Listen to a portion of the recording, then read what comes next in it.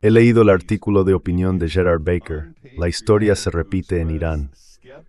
Cito, no es antipatriótico expresar escepticismo sobre nuestra capacidad para luchar y ganar este tipo de guerra. Por supuesto, y creo que es una afirmación acertada, porque llevo mucho tiempo escuchándote y siempre aportas una dosis de realismo. Es fácil decir que tenemos el ejército más grande del mundo, pero cuando miras la realidad, incluso lo que pasó ayer, ¿qué hacemos? Bueno, hicimos algunos ataques defensivos, pero bombardeamos sitios de misiles, bombardeamos los barcos y otros recursos de los que, como sigues señalando, Irán parece tener montones.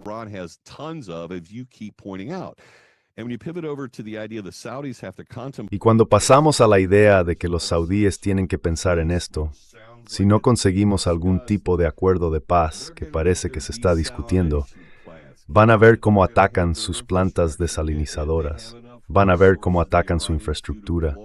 Los iraníes tienen suficientes recursos como para destruir muchísimos objetivos realmente importantes. Y yo diría que las plantas desalinizadoras son un problema humanitario para los saudíes. Se quedarían sin agua potable. Así que la realidad de decir simplemente, vamos a luchar y ganar, no es tan sencilla como tú, Daniel Davis, llevas señalando desde hace ya bastante tiempo.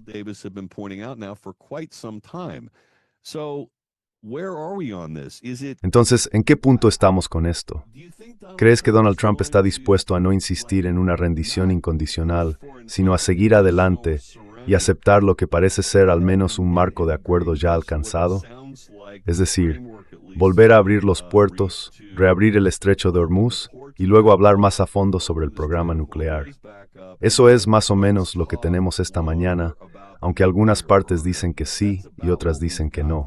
Y por supuesto, todo depende de lo que diga Estados Unidos, pero los funcionarios iraníes lo niegan, con ciertos matices. Sé que es mucho que analizar, Daniel, pero ahora mismo tenemos mucho que analizar.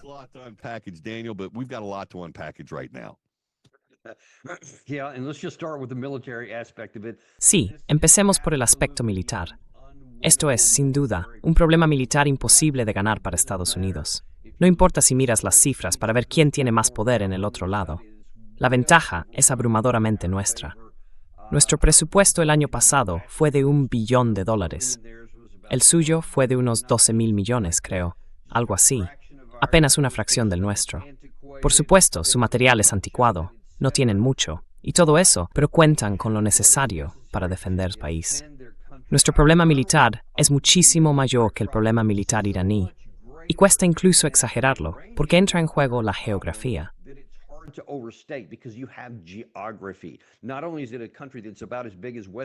No solo es un país que tiene más o menos el tamaño de Europa Occidental, sino que además, casi toda su parte occidental, casi la mitad del país, está formada por una enorme cadena de cordilleras.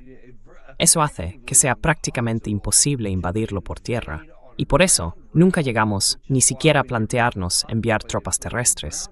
Pero también hace que sea casi imposible ganar desde el aire, porque tienen todos esos búnkeres subterráneos dentro de montañas de granito. Yo he estado dentro de uno de nuestros complejos en montañas de granito, diseñado para resistir una explosión nuclear cuando estaba en servicio activo, y están construidos básicamente del mismo modo. Así que nunca vas a conseguir sacarlos de ahí. Da igual cuántos misiles tengamos, porque no podemos penetrar tan profundo en las montañas.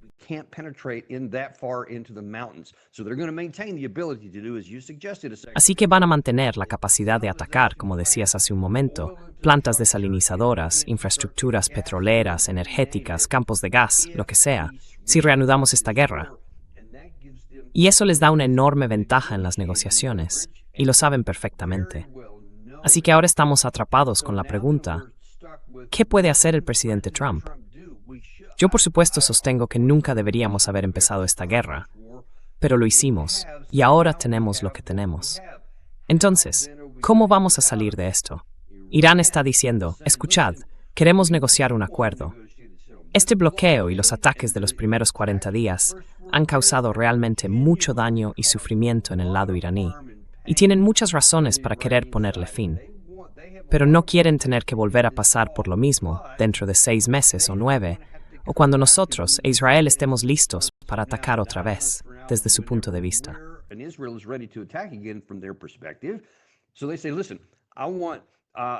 Entonces dicen, mira, quiero que me liberen al menos 12.000 millones de mis fondos por adelantado y un alivio de sanciones que se vaya aplicando poco a poco mientras avanzan las negociaciones. Y luego tenemos un proceso en 2 fases por parte de Irán. La primera es abrir el estrecho, que dicen que harán, aunque con condiciones. Quieren el reprocesamiento y todo eso. Y una vez superada esa parte, empezaremos a hablar de la negociación sobre el programa nuclear, que, según ellos, está sobre la mesa. Así que eso es algo positivo. Pero eso significa que el presidente Trump tendría que hacer algo de lo que se ha estado burlando en Truth Social, cuando decía, Obama dio miles de millones en efectivo a Irán en el acuerdo de 2015, pero ahora Irán está diciendo que necesita aún más de eso antes siquiera de empezar las negociaciones de la primera fase. Ese es el gran problema al que nos enfrentamos ahora mismo.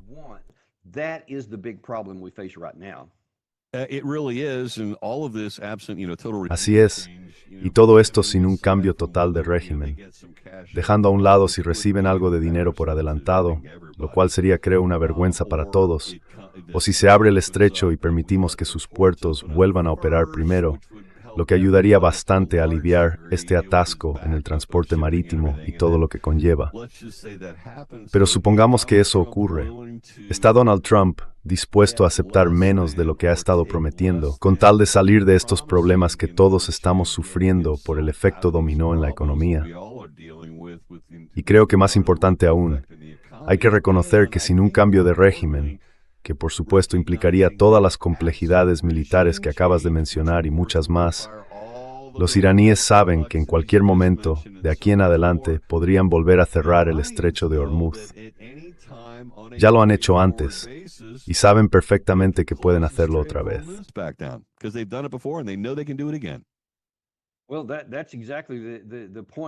Bueno, ese es exactamente el punto. Y creo que ellos de hecho están diciendo esta mañana, nunca volveremos a las condiciones de antes de la guerra. El estrecho de Hormuz puede estar abierto, y lo mantendremos completamente abierto mientras todo el mundo pague una tarifa. Dicen que no es un peaje. Seamos precisos, es una tarifa. Pero digan lo que digan, sí, nunca van a renunciar al control de eso. Así que, sea cual sea el acuerdo que creas que vas a proponer, América tiene que incluir eso, o no habrá ningún trato, además del dinero y de todo lo demás. Y eso es lo que cuesta imaginar por qué renunciarían a eso, teniendo esa ventaja en sus manos, para soltarla solo a cambio de una palabra, de una promesa por nuestra parte. Porque nuestra palabra no ha sido precisamente fiable en estos 2 últimos años, con las guerras que empezamos en el 25 y el 26. Así que más o menos ahí es donde estamos también. En cuanto a dificultad el asunto.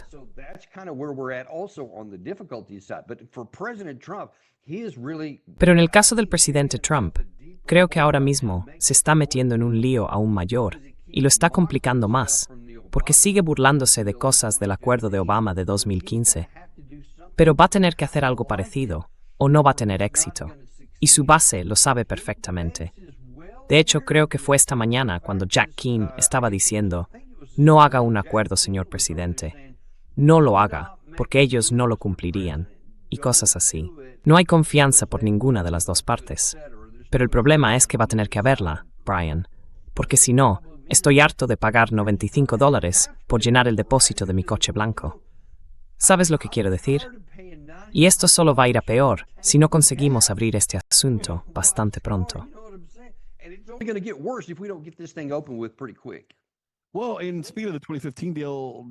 Bueno, y hablando del acuerdo de 2015, quiero decir, los iraníes tampoco son de fiar. Se suponía que debían limitar su producción de uranio, pero construyeron más centrifugadoras y avanzaron más hacia conseguir un arma nuclear.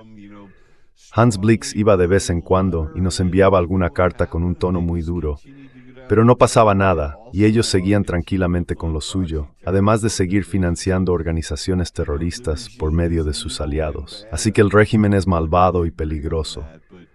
Creo que en eso todos podemos estar de acuerdo, pero no parece que podamos lograr gran cosa. Y curiosamente, Da la impresión de que ahora mismo tienen la ventaja. Daniel Davis, ¿podría haberse previsto eso desde el principio? Sé que no querías iniciar esta guerra al comienzo, pero ¿crees que la administración contempló la posibilidad de que Irán acabara teniendo la ventaja en este punto?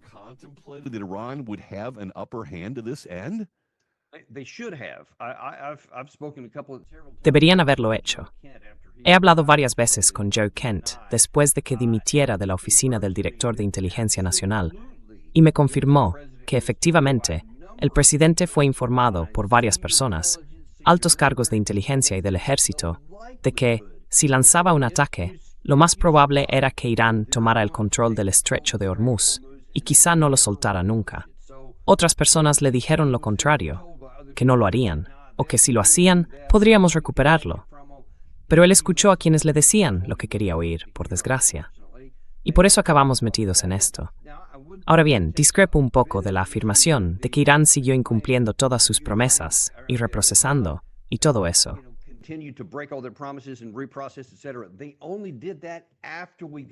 Solo hicieron eso después de que saliéramos del acuerdo. Mientras estaban dentro, en general lo cumplían. Y cada vez que Hans Blix o alguno de los otros reconocía que había algo fuera de lugar, lo corregían y volvían a cumplir hasta que nos fuimos. Incluso cuando subieron al 20 y luego al 60, dijeron que volverían al 3,67 si nosotros regresábamos al Chotzey-Pioa. Así que eso está ahí. Y nosotros, por supuesto, nunca habríamos hecho eso una vez que empezamos. Y ahora, de nuevo, estamos donde estamos. Da igual si deberíamos o no haber estado aquí. El caso es que estamos aquí. ¿Y cómo vamos a salir de esto?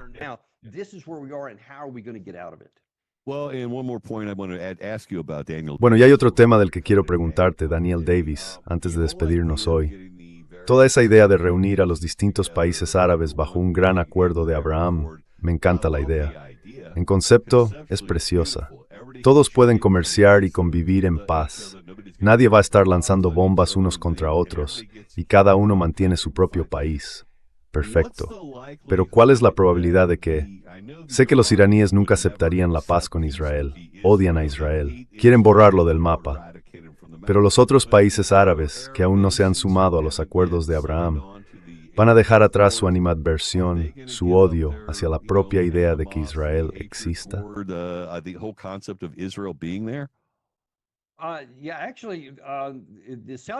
Sí, en realidad, Arabia Saudí es como la pieza clave. Y eso es justo lo que tanto Israel como Estados Unidos llevan buscando desde que se anunciaron los acuerdos de Abraham. Y Arabia Saudí siempre ha dicho que está abierta a la idea, que estaría dispuesta si, y este es el gran sí, Israel reconoce un Estado palestino en Gaza y en Cisjordania y da libertad a su gente. Han dicho que esa es su condición innegociable y que si se cumple, ellos quieren avanzar y después los demás se irían sumando. Ahí hay un acuerdo posible.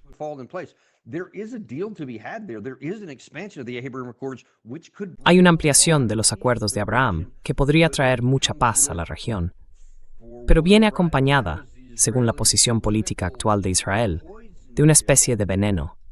Cualquier cosa que tenga que ver con un Estado palestino. Ni siquiera lo contemplan, así que eso está muerto antes de empezar, porque Arabia Saudí es tajante en que no va a ceder en ese punto. Hay otras cuestiones en las que pueden colaborar, y en general lo desean, pero en eso no van a ceder. Y ahora mismo Israel tampoco. Así que todo el asunto está bloqueado.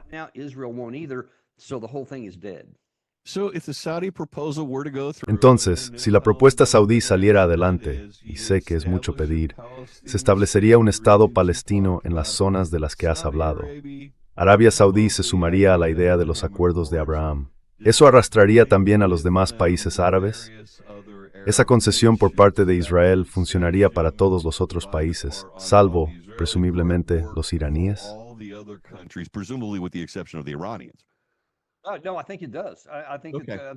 No, creo que sí. Creo que la mayoría de los demás países también quieren eso. Les encantaría vivir en paz. Todos esos países del Golfo que se han visto afectados por esta guerra no quieren nada más que eliminar todas las razones para seguir en conflicto, poder dedicarse a hacer negocios, vender petróleo, ganar dinero con ello y cuidar de su población. Les encantaría. Pero ese es un problema bastante bastante grande que hasta ahora nunca se ha resuelto. Y supongo que, a partir de ese momento, Hezbollah dejaría de recibir financiación. Hezbollah no conseguiría su objetivo a Israel, pero probablemente todos los demás países dejarían de financiar a los terroristas. Aquí no se suele pensar mucho en esto, pero tanto Hamas como sobre todo Hezbollah y los hutíes, todos han dicho públicamente que están luchando por lo que ocurre con los palestinos en Cisjordania y en la Franja de Gaza. Si eso se resolviera, y los hutíes ya han demostrado que lo hacen, cuando Israel ha cumplido lo que prometía en los altos el fuego o en acuerdos similares, ellos se han retirado. Así que hay muchas razones para pensar que Hezbollah también se apartaría, porque tampoco quieren recibir misiles israelíes ni disparos de tanques cada vez que pasa algo. Les encantaría no tener que hacerlo más. Por eso, si llegáramos a ese punto, habría muchos efectos positivos en cadena.